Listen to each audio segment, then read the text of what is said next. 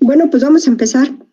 Vamos a ver el día de hoy lo que es la listas de chequeo o checklist, por sus términos en inglés.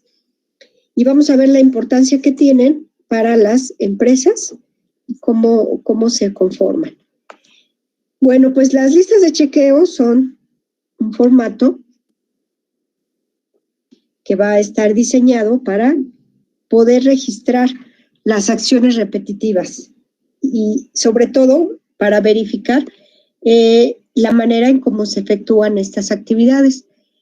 Con esta lista, pues vamos a poder comprobar de forma ordenada y sistemática el cumplimiento de los requisitos que contiene esta lista. Esta técnica es muy importante ya que nos permite llevar un control de aquellas acciones que requieren una supervisión más específica. Aquí les muestro un ejemplo de un checklist muy sencillo en donde el cumplimiento solamente se marca con un sí o con un no. Todo depende de la necesidad de la empresa, es como va a estar complejo o más sencillo el llenado de este checklist. Lo importante es que todos los elementos que se vayan a revisar tengan una claridad porque la persona que la escribe y que está cotejando tiene que entender exactamente lo que va a cotejar, ¿sí? Dice que es un formato construido especialmente para recabar datos de una manera adecuada y sistemática, de tal manera que su registro sea fácil para analizar la manera en que los principales factores que intervienen influyen en una situación o problema específico. En este caso, el formato normalmente lo va a revisar alguien que tenga cierto grado de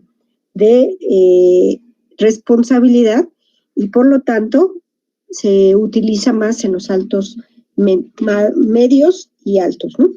El responsable de los procesos deberá asegurar que todos los pasos se encuentren incluidos en la lista de comprobación.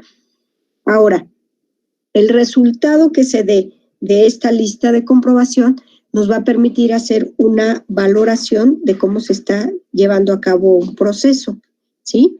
También nos permite identificar cuáles son las oportunidades de mejora. Esto es lo más importante de un checklist. Por eso, los formatos mejor elaborados son los que tienen la columna de observaciones, para que ahí se coloque cuáles son las posibilidades de mejora en los rangos que no hayan salido con una buena calificación. Si nos damos cuenta, aquí en este checklist tenemos parámetros de desempeño, porque viene malo, de regular a malo, de regular a bueno y bueno. Aquí se hace un cotejo de todos los elementos y si se dan cuenta, lo que está en rangos no deseados, pues son los que se van a colocar las observaciones.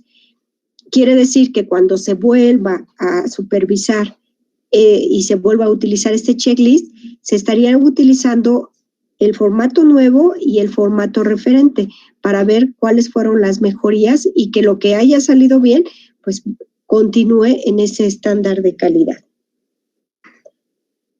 Los pasos para hacer un checklist, pues son básicamente estos 4. Nos dice que lo primero es determinar el área que se quiere evaluar. Cuando yo les daba la materia de control, les decía que no todo se evalúa, ya que hay a lo mejor actividades rutinarias que no requieren una supervisión y una valoración.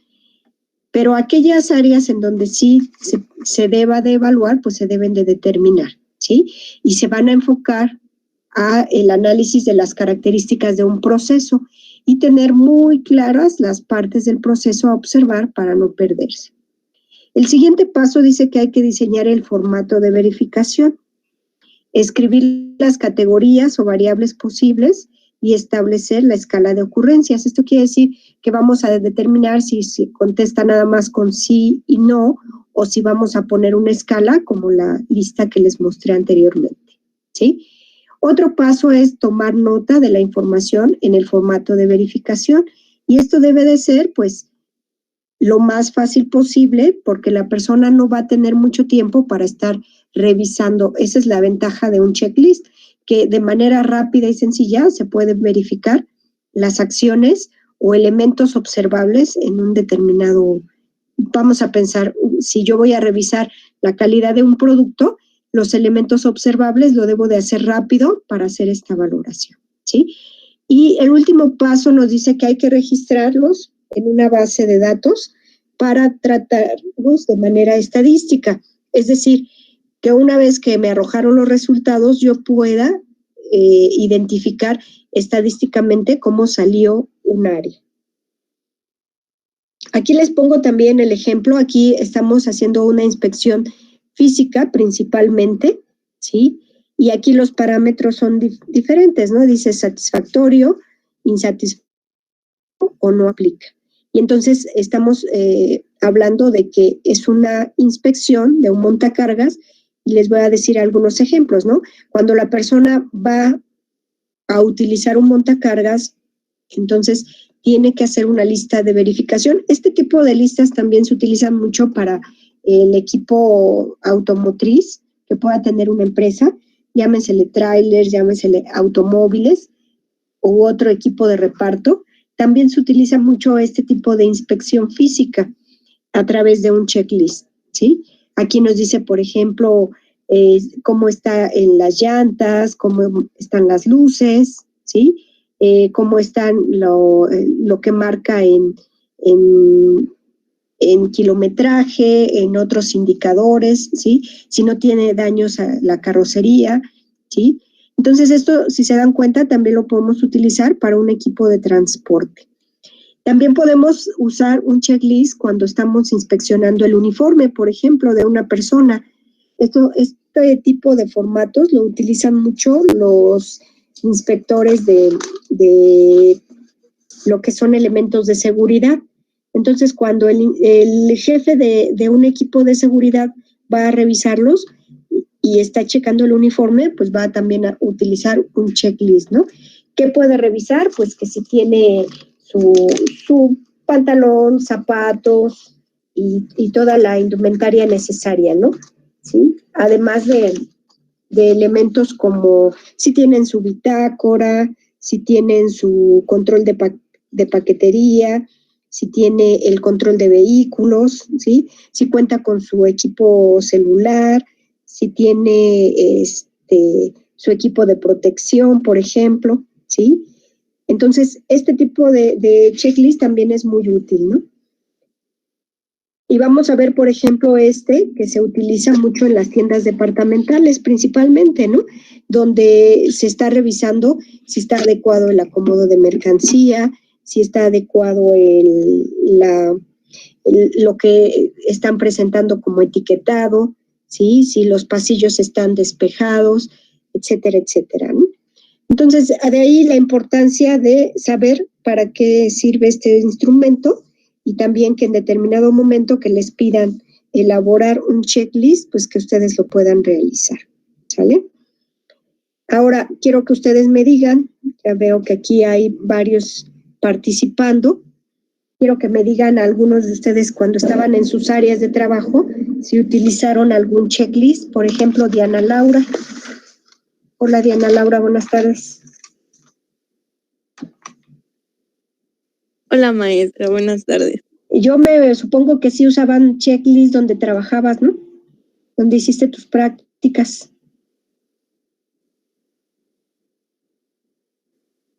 ¿O ya no se acuerdan?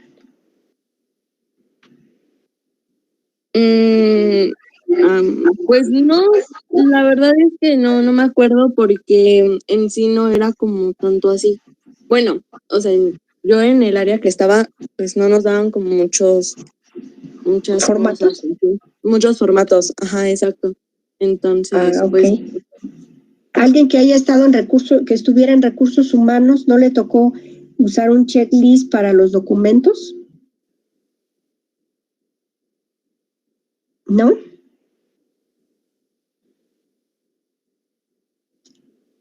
Sandra Yarina, ¿dónde estuviste haciendo tus prácticas? Prácticas en el municipio. Que nada más ¿En qué áreas estuviste? En recursos Es que no sé, es que no me acuerdo, pero estuvimos en un área donde estuvimos solamente capturando información. Creo que eso es recursos humanos. Recursos humanos, ok. Por ejemplo, en recursos humanos, ¿de qué podríamos hacer un checklist? ¿Alguien que me diga?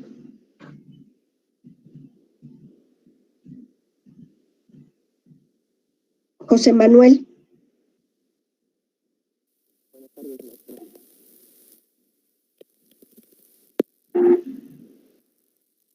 Puede ser, por ejemplo, de reclutamiento.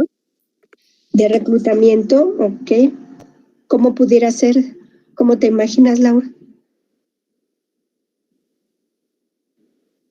Pues bueno, tenerlo así en el checklist, los documentos para ver si la persona que aspira a ese puesto los cumple. Y ya Ándale. viendo. Exactamente. Muy bien, sí.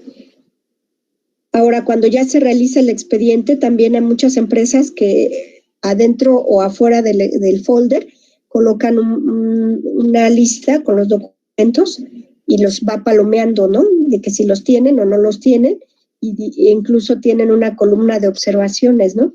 Para ver determinado documento en qué condición está, ¿sí? Por ejemplo, Yael o Clica, ¿dónde hiciste tus prácticas tú? En el municipio, maestra. ¿En qué área te tocó estar? Es que creo fue obras públicas. Obras públicas. ¿Y tú crees que en obras públicas sí lleven un checklist? Sí. ¿Sí? Sí, porque yo la actividad que hice fue ordenar, ahora sí que los expedientes de las obras públicas.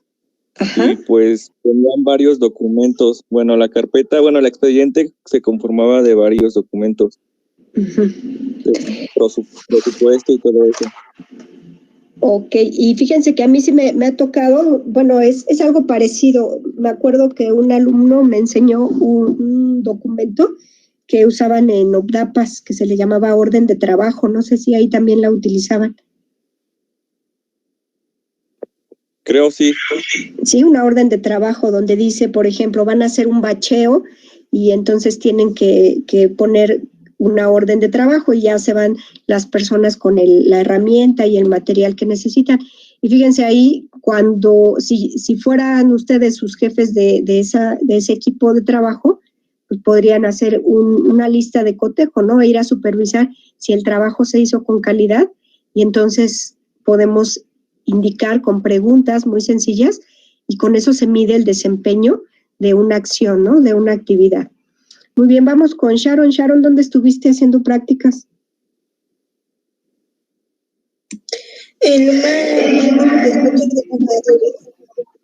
un despacho de contadores. ¿Tú crees que ahí usarían un checklist, por ejemplo?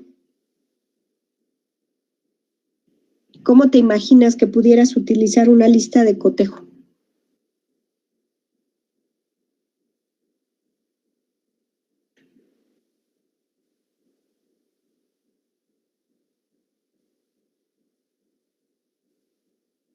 ¿No, Sharon? No sé. A ver, cuando llegaban, por ejemplo, no llegaban los documentos de algún, ¿cómo le llaman? De algún contribuyente. ¿No te tocaba revisar documentos de contribuyentes? No. ¿No? ¿Qué hacías tú ahí en tus prácticas? Pues en lo general, pues, pasábamos, documentos, facturas de respaldos hacia la computadora y ordenar, portfolios, las facturas. Ok, fíjate, imagínate que vas a revisar una factura. ¿Tú crees que podrías hacer un checklist de una factura? Sí. Ándale, mira, por ejemplo, yo les voy a poner un ejemplo de nosotros como maestros. A mí me dicen, maestra, tiene que hacer su formato de planeación. Y entonces ese formato lleva varios datos, por ejemplo, el nombre de la materia, cuántas horas se van a dar por bimestre, cuáles son los resultados de aprendizaje, las actividades, etcétera, etcétera. Y a mí me revisan con una lista de cotejo mi planeación. Entonces tú podrías revisar las facturas con una lista de cotejo. Claro que aquí lo hacemos ya mecánicamente porque tal vez la cantidad de facturas que se revisan son muy altas, ¿no? Pero si lo quisiéramos hacer de esta manera, podríamos poner en una columna todos los elementos que debe de contener la factura y del otro lado ponemos si lo tiene o no lo tiene. Y esto nos permitiría, por ejemplo, en determinado momento rechazar documentos que no estuvieran bien elaborados, ¿no? Muy bien, pues vamos a ver entonces que es muy, muy útil este recurso dentro de las empresas y no importa el tipo de empresa, no importa el tamaño, no importa el giro, nosotros podemos adaptarlo. Ya les estoy poniendo ejemplos, ¿no? Que incluso en la escuela la utilizamos muchas veces para documentos que nos piden en la escuela, ¿no? Nuestras planeaciones o nuestros expedientes, ¿no? También llevan una lista de cotejo con los documentos que debemos de entregar y que deben de estar en nuestro expediente. Muy bien, pues el día de hoy quise abordar esto porque ustedes van a realizar su lista de cotejo de habilidades blandas. Ya las voy a depositar ahorita en Classroom, todavía no lo he hecho, quería presentárselas primero. Está muy sencilla, no tiene mayor complicación. Permítame tantito, déjenme abro el archivo. Además, es la primera parte nada más. Vamos a estar estructurando esto hasta que esté completa la lista del inventario. Aquí lo que estamos nosotros creando es un inventario de habilidades, ¿sí? Déjenme, se los muestro.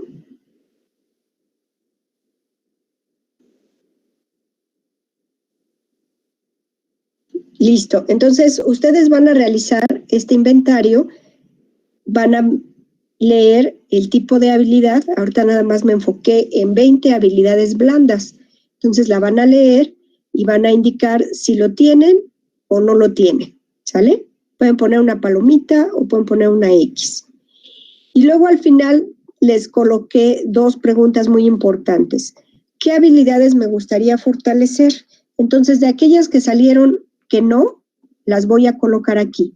Si me salió que no soy perseverante, no soy paciente y no resuelvo problemas, entonces las coloco aquí. Y luego dice, ¿qué estrategias podría seguir para fortalecerlas? Entonces, ustedes me van a decir 2 estrategias para fortalecerlas. ¿Cuántas habilidades? Anótenlo, van a poner mínimo 3, ¿sí? Que me gustaría fortalecer y 2 estrategias para poder fortalecerlas. Estas van a ser sus áreas de oportunidad. Falta agregar más habilidades, pero esas las vamos a ir agregando paulatinamente. Me falta agregar las habilidades técnicas, me falta agregar las habilidades sociales y me falta agregar las habilidades personales, ¿sale? Pero ahorita vamos a empezar con este bloque, que es el que contemplo para este primer bimestre. No sé si haya alguna duda, jóvenes. ¿No? ¿Sí está claro, llenado? Sí, maestra. ¿Sí? Ok. Muy bien, vamos entonces. Esto es con respecto a esta tabla. Y también les voy a dejar ya en la otra materia, en la de elementos teóricos metodológicos, les voy a dejar lo que es el capítulo número 1 para que lo empiecen a trabajar. Entonces déjenme, se los comparto. El día de hoy yo le dije al maestro Fernando, nada más vamos a trabajar esta media hora y ya posteriormente ustedes el resto del tiempo lo van a trabajar en lo que es su llenado de su tabla de habilidades, lo que les falte de su capítulo número 2, que ya es prácticamente subir sus mapas. Si todavía tienen pendientes con la matriz FODA y con las infografías, también hacerlo, ¿sí? Ya que pues esta semana ya culminamos con esta actividad. Y del capítulo 1 se los quiero colocar de una vez, ya que necesitamos avanzar, porque el capítulo 3 pues nos va a demandar más tiempo, y entonces el 1, ya los que gusten, lo pueden empezar a trabajar. Permítanme, se los presento.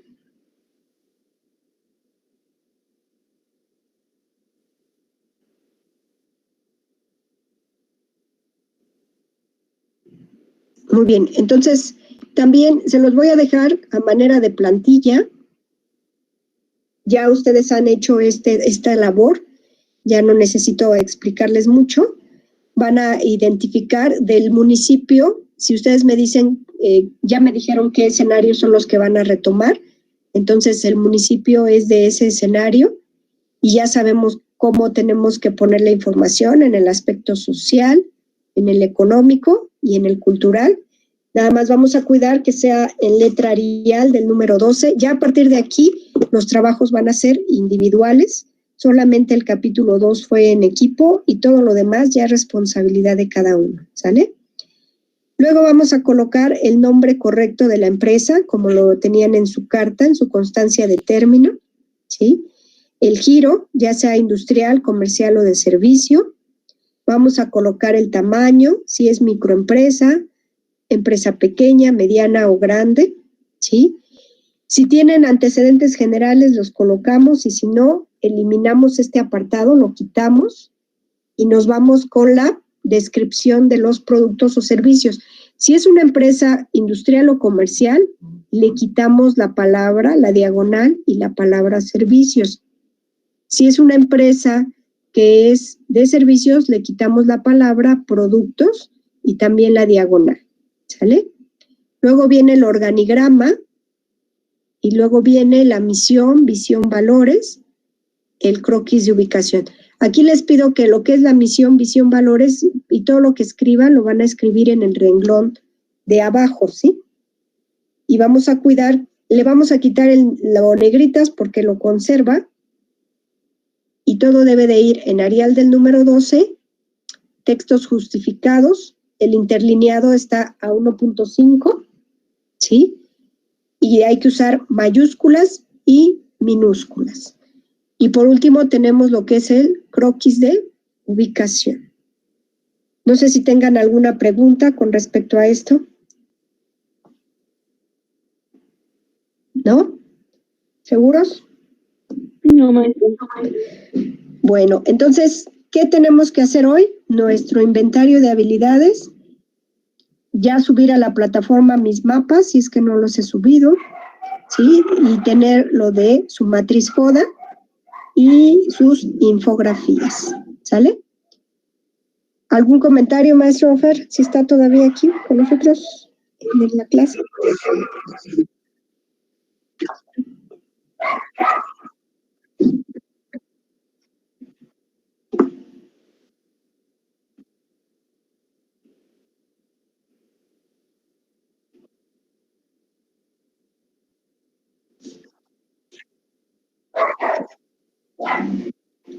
Así es. Y otro detalle también, por favor, cada uno debe de subir su capítulo 2, aunque lo hayan hecho en equipo, todos deben de tener en la plataforma de manera individual, en Word, su capítulo número 2, ¿sale?